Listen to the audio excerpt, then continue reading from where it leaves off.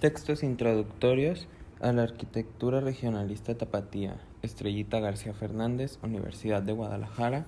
el Colegio de Jalisco. Doctorado en Ciencias Sociales por el Colegio de Jalisco. En el trabajo se analizarán 3 textos que se adelantaron a las propuestas de la arquitectura moderna con características regionales o posteriormente llamada Escuela Tapatía de Arquitectura, así como el contexto donde surgieron, ya que se considera que estos tuvieron influencia en la creación de dicha escuela. Los textos seleccionados se deben a 3 profesores de la Escuela Libres de Ingenieros de Guadalajara: La Habitación en Jalisco de Gabriel Castaños y La Habitación Tipo en Jalisco de Ambrosio Ulloa, ambos editados en el Boletín de la Escuela de Ingenieros en 1902 y El Hombre y la Arquitectura de Agustín Basabe, publicado en 1919. La selección se hizo atendiendo la difusión que tuvieron entre los conductores jaliscienses y examinando que los contenidos fueran clave para orientar la concepción y actividad arquitectónica, temas de discusión en el ámbito nacional desde mediados de siglo y fundamentales para la nueva propuesta arquitectónica tapatía. Textos introductorios a la arquitectura regionalista tapatía. Introducción. La arquitectura regionalista producida en Guadalajara a finales de década de los 20 y hasta poco después de 1936, sin lugar a dudas, ha sido intervariada y estudiada desde múltiples aspectos, a saber, a partir de sus elementos constitutivos del contexto urbano y cultural en el que se generó, de la apropiación de ciertos preceptos y composiciones plásticas tradicionales y ajenas. Incluso un número representativo de estas obras han sido protegidas y reconocidas como parte del patrimonio arquitectónico jalisciense del siglo. A pesar de ello, lo que todavía quizás es menos conocido, antaña algunas ideas previstas que influyeron en la concepción de dicha arquitectura. De tal manera, lo que nos interesa en este trabajo es analizar en particular 3 textos que se adelantaron a la producción de la arquitectura moderna con características regionalistas y por consiguiente a las propuestas de la llamada posteriormente Escuela Tapatía de Arquitectura, denominación que también recibe la arquitectura regionalista en Guadalajara, así como el contexto donde surgieron, ya que consideramos que estos tuvieron influencia en la creación de las obras que hoy se agrupan y estudian bajo el signo de dicha escuela. La selección de textos se hizo atendiendo a la difusión que tuvieron precisamente entre los constructores jaliscienses y sobre todo examinando que los contenidos de los escritos fueran clave para orientar la concepción y la actividad arquitectónica, es decir, que diluyen tanto acerca de las nociones como los preceptos del arte arquitectónico y que además reflexionan sobre el contexto y las tradiciones constructivas locales, temas de discusión en el ámbito nacional de mediados del siglo, fundamentales para la nueva propuesta arquitectónica tapatía. Tras examinar varios escritos editados antes de 1927, fecha aproximada en la que aparecen las primeras construcciones consideradas como arquitectura regionalista tapatía, seleccionamos 2 artículos y un libro elaborados por constructores de Guadalajara: La Habitación en Jalisco de Gabriel Castaños y La Habitación Tipo en Jalisco de Ambrosio Ulloa, ambos editados en el Boletín de Escuela de Ingenieros de Guadalajara en el mes de mayo y septiembre de 1902 respectivamente, y El Hombre y la Arquitectura de Agustín Basabe, publicado en 1919. La selección obviamente deja de lado varias obras que fueron comunes en la formación y actualización de los ingenieros y arquitectos del país. De igual forma, no se analizan aquellas cuya relación con la Escuela Tapatía de Arquitectura ya ha establecido, como Les Colombier y Jardines Chantre, de obra de Fernand Divac. El análisis de estos textos seleccionados se justifica no solo por su circulación previa a la aparición de esta arquitectura, sino porque, como bien lo ha asegurado Mihaly Bakhtin, cuanto más pleno y concreto sea el conocimiento que tengamos de los contactos genéricos de un artista, tanto más podamos comprender fundamentalmente la interrelación entre tradición e innovación. De tal suerte, siguiendo esta perspectiva del trabajo, los escritos seleccionados van más allá de dar cuenta de reflexiones de algunos aseideros conceptuales y empíricos de orientación al quehacer constructivo, y entonces que, en cierto sentido, dieron continuidad a la discursividad proveniente de la segunda mitad del siglo. Aun cuando los escritos elegidos aparecen entre 1902 y en 1919, el presente trabajo también explora la existencia de contenidos afines en otras obras, planes de estudio y debates surgidos de varias décadas antes, lo que permite reconocer que los asuntos tratados forman parte de la experiencia profesional de los arquitectos e ingenieros mexicanos y del mismo modo valorar su originalidad en el contexto jalisciense. Es importante advertir que los autores de los escritos seleccionados, además de ser notables constructores en el estado de Jalisco, Castaños y Ulloa, más desde finales del siglo se desempeñaron como profesores en la Escuela Libre de Ingenieros, institución en la que obtuvieron sus títulos los más connotados creadores de arquitectura regional, a saber, Luis Barragán Morfín, de 1902 a 1988, Pedro Castellanos Lambley, de 1901 a 1961, Rafael Ursúa Arias, de 1905 a 1991, e Ignacio Díaz Morales Álvarez Tostado, de 1905 a 1992. Por lo mismo, cabe aquí referirnos a la función de autor definida por Michael Foucault como la característica del modo de existencia, de la circulación y de fundación de ciertos discursos en el interior de una sociedad, que en nuestro caso de estudio significó la posibilidad para los autores de ejercer. Asimismo, las fechas de publicación de las obras importantes de 1902, cuando se fundó la Escuela Libre de Ingenieros, y 1919, año a partir del cual ingresaron a la escuela los constructores que producirían arquitectura regionalista en Guadalajara: Barragán Morfín, Castellanos Lambley, Ursúa Arias y Díaz Morales, hacia 1924. Contexto e ideas. A mediados del siglo, la aparente necesidad de comunicar al país y de mejorar condiciones de infraestructura urbana y los ámbitos arquitectónicos, elementos clave para llevar a cabo el proceso de insurrección del liberalismo, demandó a los profesores de la construcción cuestionar sus tareas y, en caso particular de aquellos dedicados a la producción arquitectónica, a deliberar acerca de otros asuntos como la belleza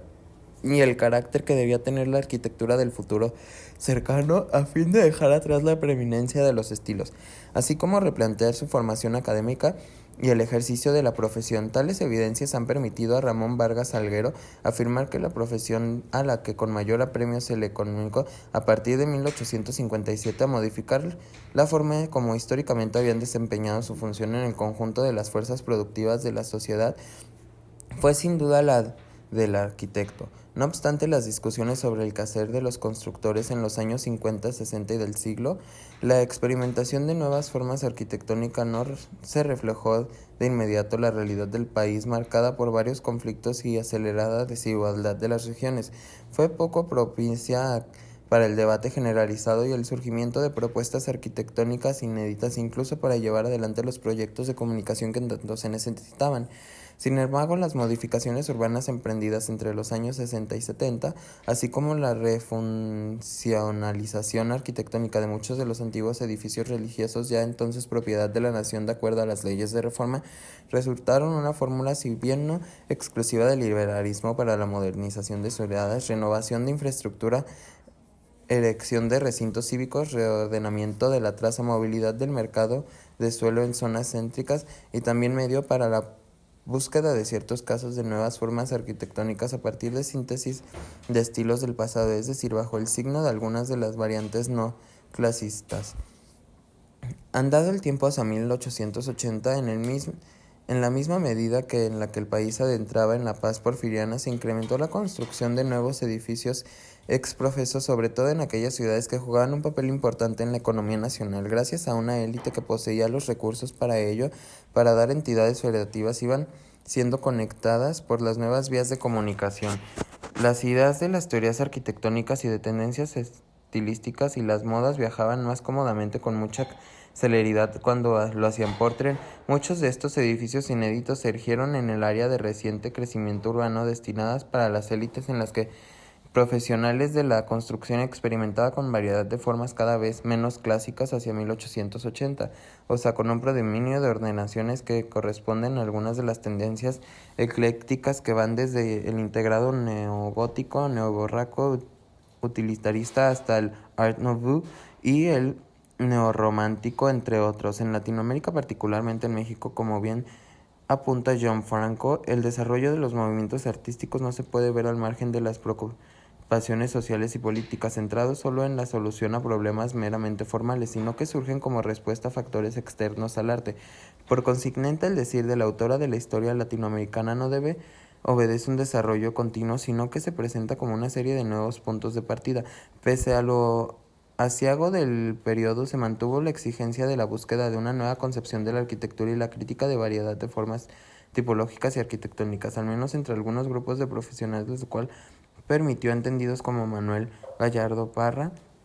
demandar en una fecha temprana como 1869 ante la Asociación de Ingenieros Civiles y Arquitectos, fundada en enero de 1868, la creación de un estilo nuevo pero apropiado a nuestro país y a nuestras costumbres, que dejaba de lado el eclecticismo visto entonces como aquel en donde se daban motivos y modelos que abastecían a las obras arquitectónicas conforme se requería. No obstante los argumentos en contra de algunos especialistas, lo cierto es que la diversidad de formas agrupadas bajo el eclecticismo continuó avanzando hacia el siglo, al igual que lo hizo la embestida de los estilos que intentaban, aun cuando era minoría, influir en la creación de una arquitectura moderna y nacional, y de la cual revistas especializadas de finales de siglos, algunos periódicos y seminarios. Por ello, todavía en 1926, un arquitecto jalisciense, Luis Prieto y Sousa, a propósito del concurso arquitectónico para representar a México en la Exposición Internacional de Sevilla de 1927 a 1929, reflexiona críticamente sobre la diversidad de tendencias estilísticas empleadas, entre los cuales enuncia que las que más le parecen representativas del periodo.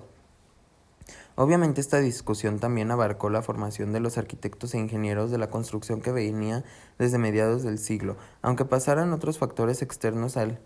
arte arquitectónico. Una muestra de dirección que se prendió a tomar en la segunda mitad del siglo de dicha centuria puede constarse del nuevo plan de estudios para las carreras de arquitecto y ingeniero, agrimensor y maestro de obras de la Academia de Nobles Artes de San Carlos, presentado por Javier Calivari, quien ha sido profesor de la Universidad de Palermo en 1857. Plan pone especial énfasis en adiestrar a los futuros ingenieros arquitectos y la construcción de caminos, vías férreas y puentes, además de capacitarlos en otras materias como composición y estética. En esta orientación se modificó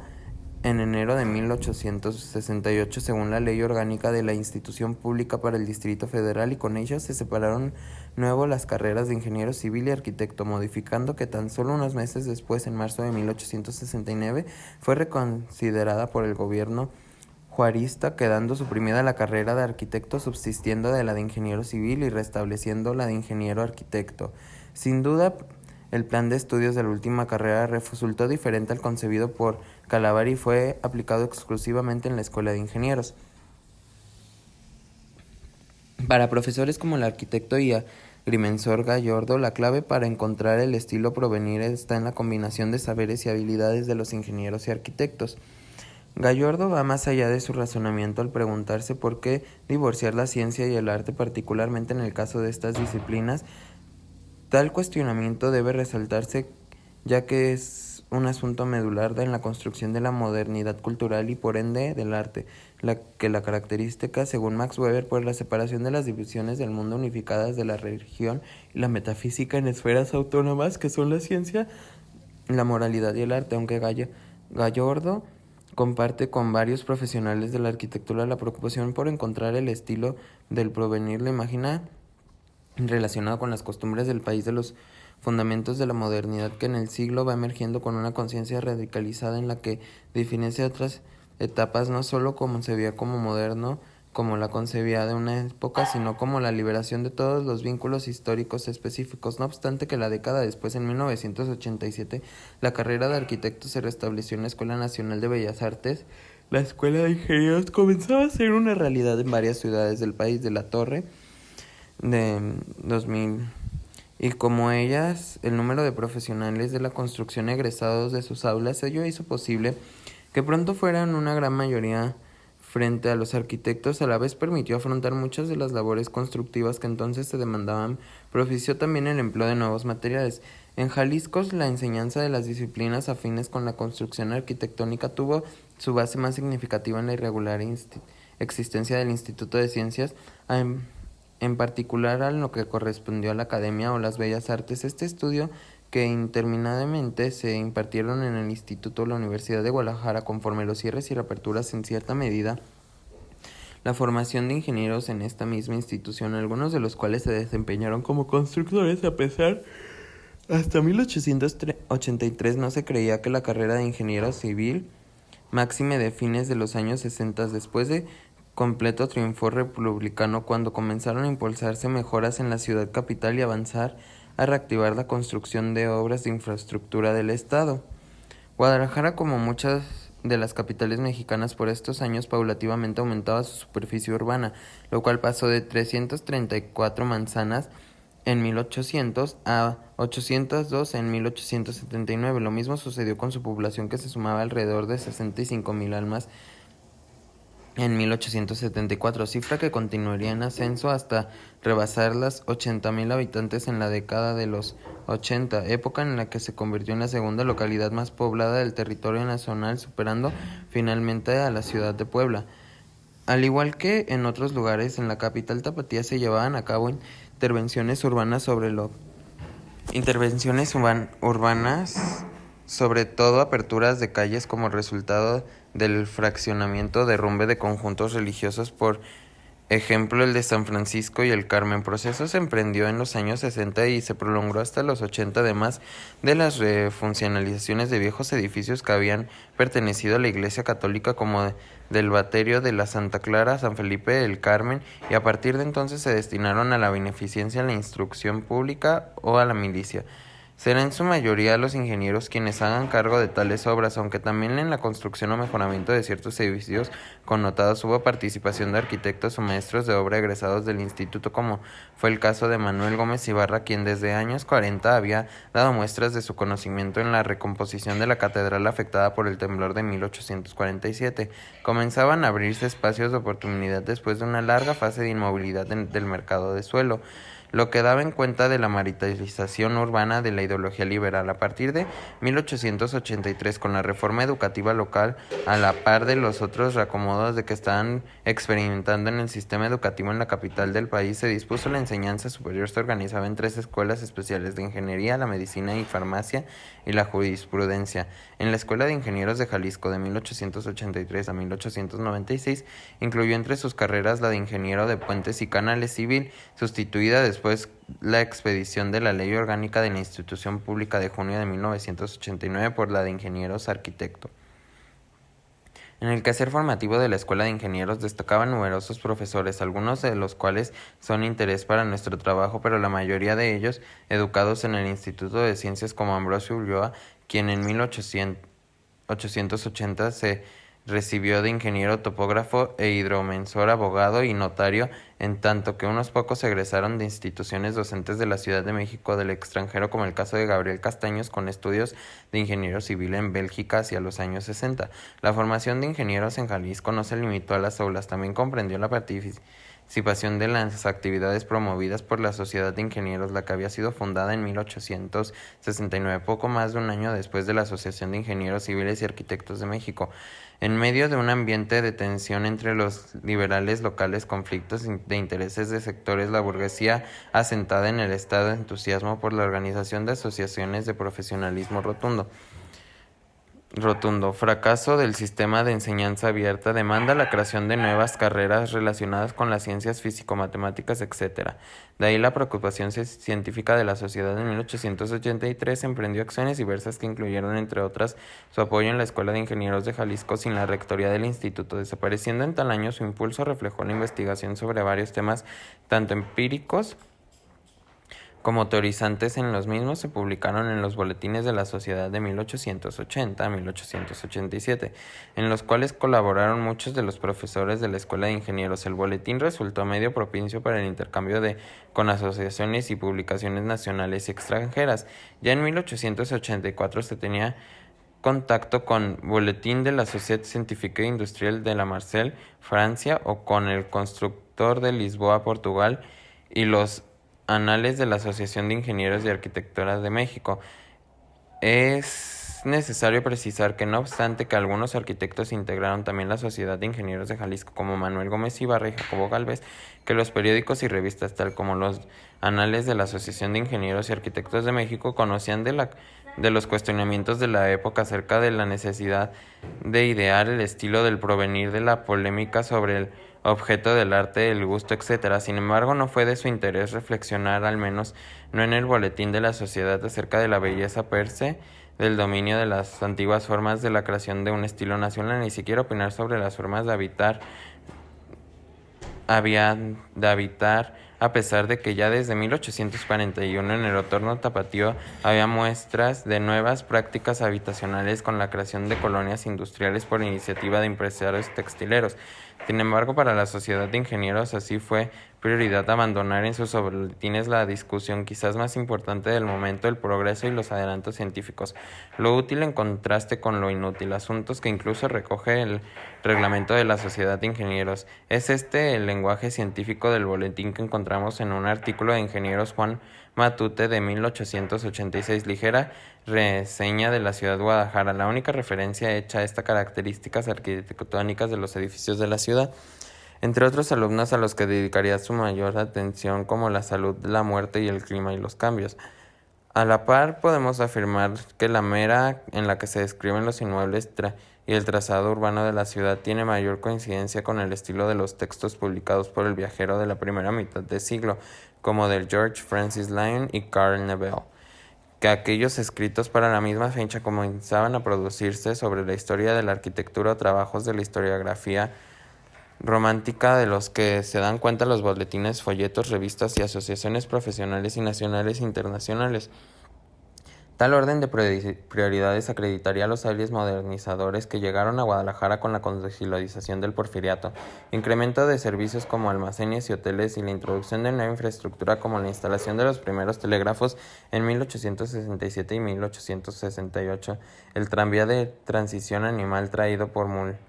mulitas en 1878 y el alumbrado eléctrico en el centro de la ciudad en 1884 y poco después, en mayo de 1888, el arribo del primer convoy ferroviario. La marcha del progreso se construía tanto sobre elementos simbólicos como sobre el administrativo y jurídicos, cuyos principales beneficiarios fueron los grandes propietarios, el capital extranjero y el grupo de los llamados científicos. Frente al acercamiento de la desigualdad social, lo mismo en el ámbito urbano que rural, la ausencia de discusiones relativas a aspectos formales y tipológicos, anudada al propio gusto de la élite tapatía, favoreció que los ingenieros jaliscienses continuaran recurriendo a este anaquel de motivos y modelos eclécticos para sustancia obras de entonces, en cierta medida una búsqueda también. Así podemos ver el diseño fallido de Gabriel Castaños y Domingo Torres García en 1885, que planeaba la renovación de la portada de la catedral, incluidas las torres, como arreglo a tales formas. Más tarde, en 1900, la propuesta del ingeniero Antonio Arroiz Topete para reformar la cúpula de la parroquia del Sagrario. En el proyecto Arroiz se evidenciaba además el uso de nuevos materiales y el empleo de términos técnicos contemporáneos, una composición histórica que a la vez el dictamen de Castaños, encargado de revisar la propuesta, se muestran algunos juicios de valor sobre la composición neoclásica. Según su opinión, el clasicismo obligaba que las columnas fueran siempre acompañadas de pilastras, no obstante asegura que en algunas obras el cierre de la Escuela Oficial de Ingenieros en Jalisco en 1896, debido a circunstancias oficiales y oficiosas poco favorables, dio inicio a un periodo en el que entendidos como Gabriel Castaños y Ambrosio Ulloa, junto con otros profesionales, repensaron la enseñanza de la ingeniería en Jalisco y finalmente decidieron la creación de la Escuela Libre de Ingenieros en enero de 1902 bajo el auspicio del ingeniero Ulloa en el arranque. Orientar la práctica profesional. Casi a la par del establecimiento de la Escuela Libre de Ingenieros, algunos de sus académicos iniciaron reflexiones sobre temas que antes no habían sido tratados en el Boletín de la Sociedad de Ingenieros, desapareciendo en 1887. Es así que a partir de 1902, el Boletín de la Escuela de Ingenieros de Guadalajara ya lo incluye, a saber, habitabilidad, tipología, costumbres, crítica a los estilos, renovaciones plásticas de la arquitectura, entre otros. Con estos análisis procurarían orientar la formación de juicios de valor e incluso explorar relaciones entre tradición e innovación, de manera que será el boletín mensual de la escuela de una de las vías para difundir particularmente estos conocimientos entre 1902 y 1914, además de los aquellos propios de los ingenieros que allí estudiaban, es decir, la propuesta en circulación de discurso de los autores, función de autor a decir facuald. Esperan que se apropiara la sociedad tapatía cuando menos los especialistas en la construcción que se forjaba en la Escuela Libre de Ingenieros, al mismo tiempo que reforzaba estas enseñanzas mediante saberes prácticos y los profesionales y las conferencias populares. Entre los números de profesores que colaboraban tanto en el boletín como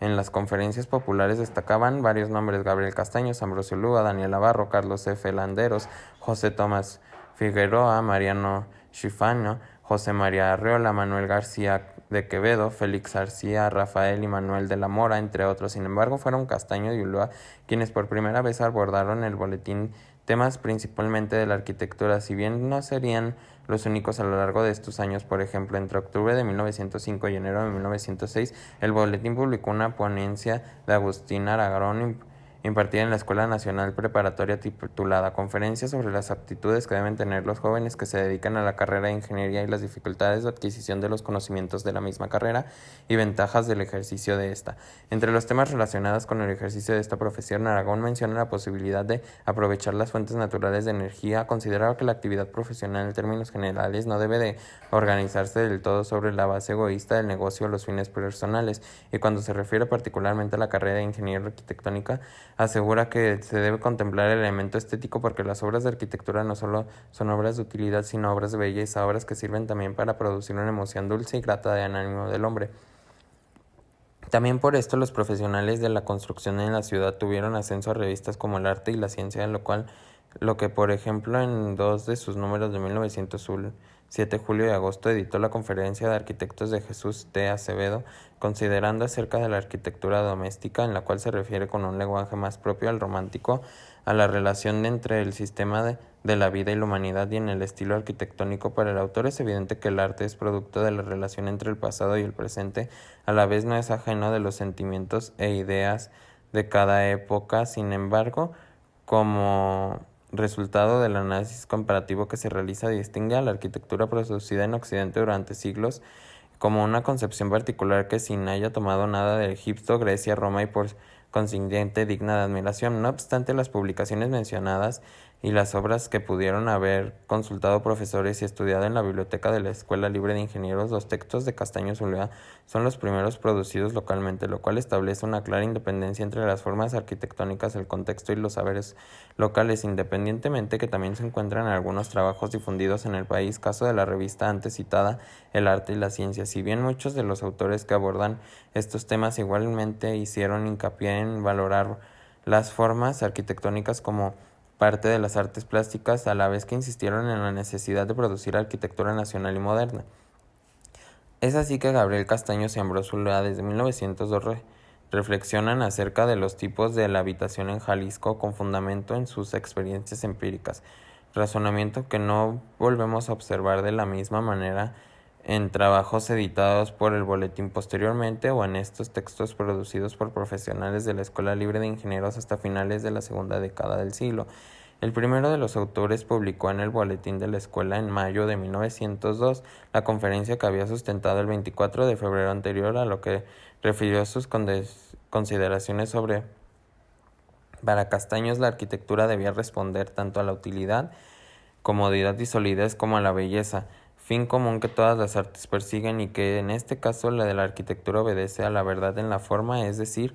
orden y la armonía de las líneas y la variante de sus combinaciones en aspectos que considera amalgamente inteligente, que constituye que lo admiramos en las obras satisfacen al buen gusto en general de todos los pueblos, para que no son lo suficiente cuando nos referimos a la obra arquitectónica concreta en la que deben estar presentes las condiciones locales. En cuanto a la influencia de lo local, Castaños destaca varios aspectos: el clima, advirtiendo que en Jalisco variaba muy poco, las costumbres, incluida la mayor presencia en el hogar de mujeres y niños y algunos animales, la escasez de espacios públicos, todo lo cual debe tenerse en cuenta para satisfacer las necesidades, los materiales de construcción tradicionales e industriales, de modo que se construya humedad, orientación, drenaje, etc., y los tipos de habitación, la ubicación en la traza urbana, tamaño de asentamiento, número de pisos, servicios públicos, entre otros. Para Castaños, el análisis de estas exigencias locales deben llevar a fijar la habitación modelo y a partir de este establecer los tipos más apropiados para diversos sectores sociales. Concluye que estas reflexiones con una crítica y los chalets y villas que se llevaban en las modernas colonias del poniente de la ciudad, que considera exóticos y que no respondían a las condiciones locales enunciadas, evaluación similar que realizarán otros profesionales como Carlos J. S. Hall 20 años después a propósito de las nuevas colonias de la Ciudad de México. Es importante destacar la forma en la que se estructuró el artículo. Primero se abordan aspectos generales relacionados con el arte arquitectónico universal y luego, de acuerdo con el pensamiento científico en desarrollo, enlistan que aquellos elementos de naturaleza que se considera influyen del tipo de la habitación y por último se lauda aspectos sociales, es decir, Se parte de la observación del medio ambiente natural para posteriormente analizar las costumbres del lugar donde se construirían las viviendas, proporciones y materiales adecuados. En cierta medida, estos textos mantienen argumentos similares a los del artículo de Juan Matute, ligera reseña de la ciudad de Guadalajara de 1886, quien también fue profesor de la Escuela Libre de Ingenieros de Guadalajara de 1902. De esta manera, en el texto se subdividen los tipos de vivienda atendiendo los factores naturales y sociales antes mencionados, no obstante que en los últimos tienen mayor presencia en el diseño arquitectónico cuando refiere a edificios construidos en las zonas urbanas para estos estratos socioeconómicos más altos. En el discurso, evidentemente, la ausencia del término estilo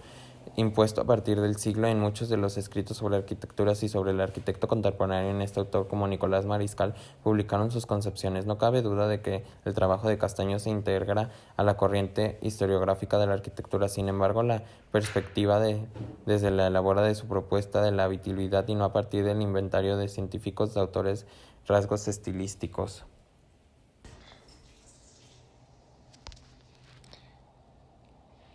Tema que a partir de los años 20 encontramos con frecuencia, por ejemplo, en muchos de los artículos que aparecerían en la sección de la arquitectura del Excelsior. Meses después, en septiembre de 1902, Ambrosio lo abundaría en el tema, según lo refiere él mismo. El estudio se centró en una propuesta de calificación de la habitación tipo Jalisco, con mayor énfasis en Guadalajara. El análisis, que incluye los dibujos respectivos, se divulgó en el número 9 del boletín. Agrupó los tipos de habitación de acuerdo con el estrato socioeconómico y por ende los relacionó con las dimensiones del lote a partido arquitectónico, las funciones y ya de casa habitación o para el comercio, niveles construidos y ubicación dentro de la traza urbana de la ciudad, el del pueblo de la ranchería. Ulúa, al igual que su mentor Gabriel Castaños, termina su texto con una crítica de aquellos inmigrados de otras partes del país o del extranjero que han reproducido tipos de habitaciones del lugar de su procedencia o introducido ideas ajenas al entorno local y por lo mismo ha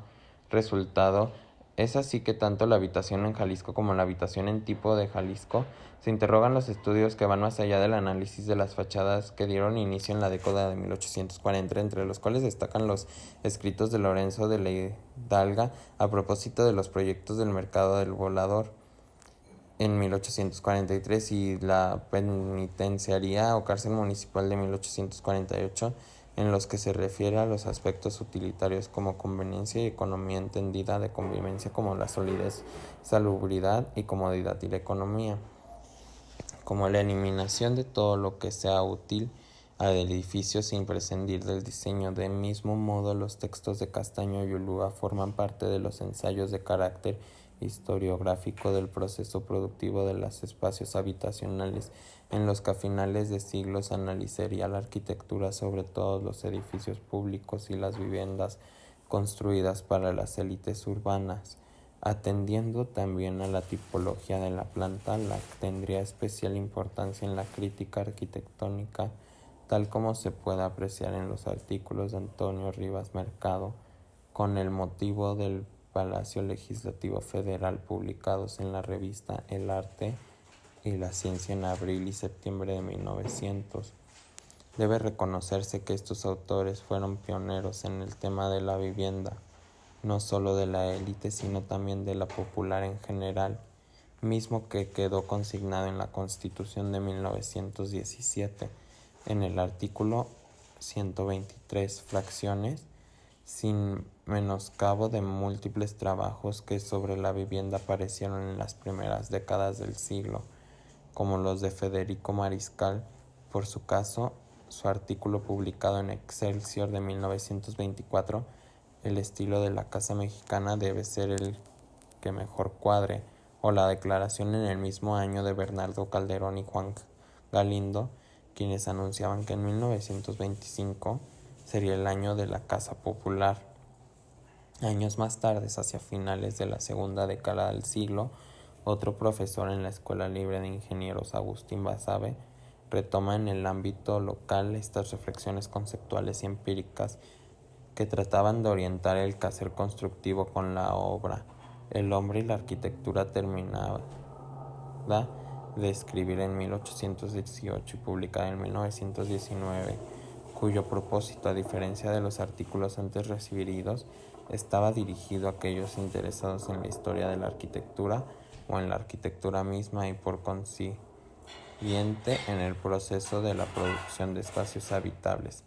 Se trata de una postura comprensible si conocemos que Basabe se encargaba desde mediados de la segunda década de impartir materias como nociones y teoría de la arquitectura, historia de la arquitectura y órdenes decorados. Según indica el autor, se propone presentar a la arquitectura en su sentido espiritual, producto del genio humano a través de los tiempos. Dicho argumento lo sustenta con un notable aparato erudito que incluye autores clásicos como Marco Vitruvio Polión y Jacobo Vignola, y filósofos tanto críticos de arte como historiadores para entonces muy reconocidos como John Ruskin, 1819 a 1900, Hipólito Taine, de 1828 a 1893, Charles Blanc, de 1813 a 1882, y Guy Maupassant, de 1850 a 1893, quienes indagaron acerca del papel del arte, en particular de la arquitectura, desde mediados del siglo. Autores, la mayoría de ellos, que fueron muy empleados y a veces criticados en el espacio Vignola en los textos de corte historiográficas escritas por ingenieros o arquitectos. A partir de la última década de esta centuria, Basabe define la arquitectura como el arte humano por excelencia, donde ha dejado las distintas razas sus ideales y su fe, sus adelantos y sus caídas de su culto a lo bello y su espontánea admiración a las formas, fenómenos de la naturaleza. Una manera antropologizada de definir la arquitectura que difiere de los textos publicados de la década antes, como los estudios estéticos del Libervaro de 1890, para quien la arquitectura es la primera entre las bellas artes y la belleza reside y emana del Ser Supremo, que es el conjunto ordenado y armónico de todas las virtudes y todas las perfecciones. Y por lo mismo, en ese orden supremo, esta armonía suprema consiste la belleza de Dios. Para el arquitecto Basabe, la producción arquitectónica resulta de los correspondientes entre la arquitectura y la raza. El momento y el medio de es producto de postura respecto del contexto que también compartía el ingeniero Ulloa. Si nos atendemos a lo expresado en varios de los boletines de la escuela entre 1902 y 1914, sin embargo, el capítulo de El hombre y la arquitectura no escapa a la forma en la que se estructuró la historia del arte occidental a partir del siglo, y que en esta obra se organizó en los siguientes aparados: albores de la arquitectura egipcia, griega, romana, bizantina, cristiana, renacentista, moderna y sus tendencias. Último apartado sobre el que opina que estudiar profundamente las necesidades y tendencias de nuestra edad en general y el país y la ciudad en que vive en particular para expresarlas con acierto y claridad en sus construcciones ha resultado que por afán de originalidad en algunos o por preferencia determinados en otros, lo construido en la presente época reviste los más simbólicos aspectos, no tiene en su totalidad generales que pudieran ser representativos de una idea dominante. Crítica con la que coincidió años después, 1926, Luis Prieto y Sousa, ya que mencionado, y que en cierto sentido habían expresado en 1902 Castaño y Ulloa al referirse a las villas y los chalets exóticos que se levantaban en la ciudad de Guadalajara, los que consideraban no respondían a las condiciones de la localidad. Aunque la obra El hombre y la arquitectura no se mencione explícitamente, autores como los franceses Violet Deluc y Julien Gaudet, a los mexicanos Antonio Rivas Mercados y Nicolás Mariscal y Piña, es evidente que los planteamientos hechos siguen la línea de pensamiento desarrolladas por estos autores, es decir, aquella considerada que la arquitectura como resultado de las necesidades del hombre, sus costumbres, gustos, climas, a partir de las cuales el especialista crea, no compila formas erigidas con anterioridad, argumentos que pudo haber consultado basada en múltiples publicaciones que presuntamente circulaban por el país, por ejemplo, números de la revista El Arte y la Ciencia entre 1899 y 1911, así como la existencia de la biblioteca de la Escuela Libre de Ingenieros en ciertas bibliotecas privadas. Con algunos de ellos contaron, como fue el caso de Castaños, a los propios textos de Castaños y Ulloa a los que nos hemos referido. Finalmente, Basabe, el futuro de la arquitectura lleno de promesas y apuesta que el desarrollo de la ciencia contribuirá con los nuevos materiales procedimientos constructivos, además de con la belleza y arte, porque a pesar de que el hombre no llegará nunca a conocer el conocimiento perfecto, siempre será desconocido y fuente abrevadero de inspiración. De igual forma considera la incorporación de la mujer en la arquitectura y la decoración, lo que ya ocurre en las universidades europeas y norteamericanas. Según el autor, quizás por razones que hoy se consideraban subjetivas y exclusivas como la de la sensibilidad de una mujer, pero que entonces debieron de ser transformadas en un ámbito profesional exclusivamente masculino, pronunciando que se integraba al debate abierto en México en ese sentido desde finales del siglo. Hasta donde sabemos, este autor participó del interés por reflexionar sobre temas claves para la arquitectura del siglo, como fue la vivienda y la habitacionalidad, análisis que localmente iniciaron a Castañeda y Zulúa en el Boletín de la Escuela de Ingenieros de Guadalajara a partir de 1902, y que al menos para los que produjeron en Guadalajara la arquitectura moderna con características regionalistas en el sentido más amplio no constituyó una palabra cotidiana indiferente, se recibió de cierto modo y produjo en conjunto con otras influencias teóricas empíricas de cierta forma de concebir y hacer la arquitectura. Así refiere de resolver ciertos problemas, si bien este discurso no trascendió en una única dirección formal y constructiva en la ciudad, ni aun aquellos arquitectos la concibieron que llevar a cabo. Apunte final. Aunque la Escuela Libre de Ingenieros de Guadalajara estuvo dedicada a lo largo de su existencia a la formación de ingenieros de variadas disciplinas de las carreras inherentes de la construcción, precisaron algunos de sus profesores, entre ellos los autores de los textos analizados, a cuestionarse el quehacer arquitectónico, la función de la arquitectónica, su representación y el papel del arquitecto, así como tomar en cuenta maneras de hablar, materiales y funciones, tal como muchas veces ha dicho, provienen del local o del ambiente de la provincia, de la vida cotidiana y de las maneras de hacer y de pensar regiones mexicanas que definitivamente también tuvieron una ascendencia específica en las obras nombradas de la Escuela Tapatía de Arquitectura. No obstante que muchos de los catedráticos de la Escuela Libre de Ingenieros expresaron en las aulas una noción de arquitectura a partir de sus propias obras, de las